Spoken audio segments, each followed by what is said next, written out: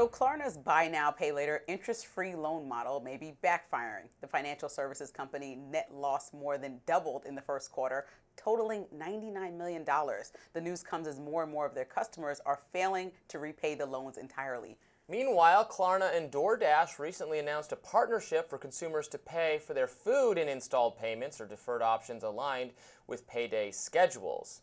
And the news has some worry that the option could be a recession indicator. It all comes as a LendingTree survey in late April found that more Americans are financing groceries with buy now, pay later loans. A growing number of Americans are also grappling with mounting credit card balances, and economic concerns are mounting with the expected effects of President Trump's tariffs. So social media users sounded off about their worries. TV and film writer Caroline Renard writes, quote, "This isn't even a recession indicator. This is we're about to have a second Great Depression indicator." Author Dan Baltic says Klarna was never supposed to work. It was supposed to attract investors who are betting on Klarna attracting other dumb investors. This business model has its own limitations. This is interesting. Okay, I know what Klarna is because I've seen this option appear when I go to buy something online. I've never actually used it. Is it? Are there interest?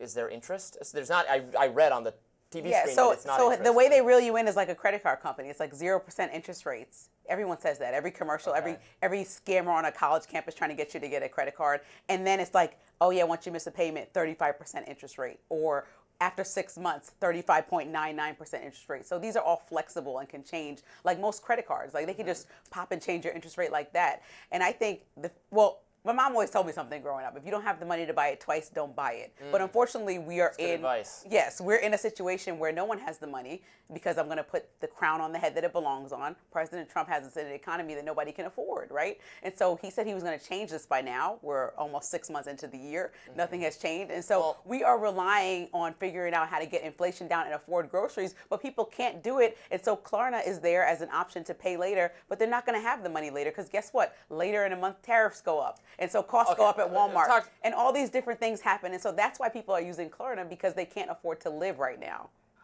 So I think that, you know what?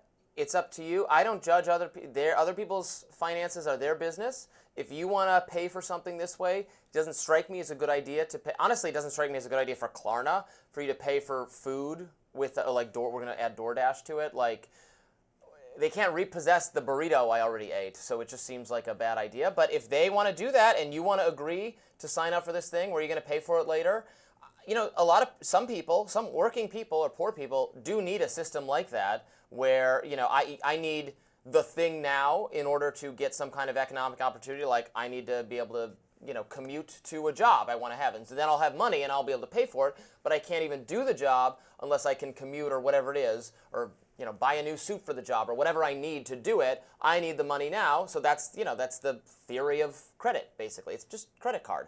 I think that's fine. I think that will also tempt some people into making purchases they shouldn't otherwise, and it's going to put them in a bad financial situation.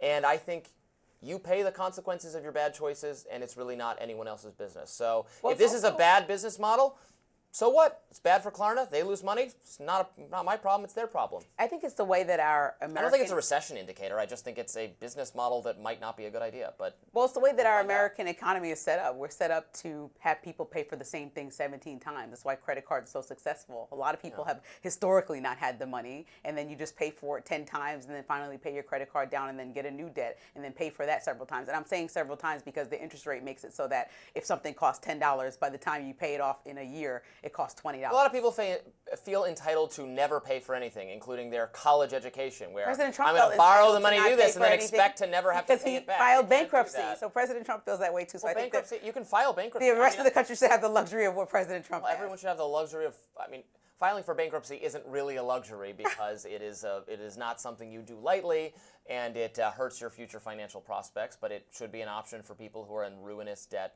Certainly, but just having the government come in and wave a magic eraser pen and, oops, you screwed up, now you don't pay the consequences of your mistake, I think is generally a bad idea that will create perverse incentives for people to borrow even more money and use even more sketchy systems to purchase things that are beyond their means and think, well, I'm not actually going to have to pay for it because the government's going to come in and rescue me. That is a bad system. People should pay back their debts, but also I think we should look at this as a sign. If people can't even afford everyday basic things like Walmart and groceries and food for the night from DoorDash, then perhaps we're in a dire situation more than we thought with the economy and this inflation. I think it's something to look at and not something to shrug off. Well, it's not good. I think lowering prices should be a number one priority of the Republican Party and Donald Trump. That's what they were elected to do. That does it for us today on Rising. You pay for stuff with Klarna? If you do, let us know. I'd love to hear more about it. I see the option, but I've never done it before. Be sure to like, share, and subscribe so you never miss any of our content. And for those of you who like to listen while on the go, we're now available anywhere you listen to podcasts. We will see you back here tomorrow.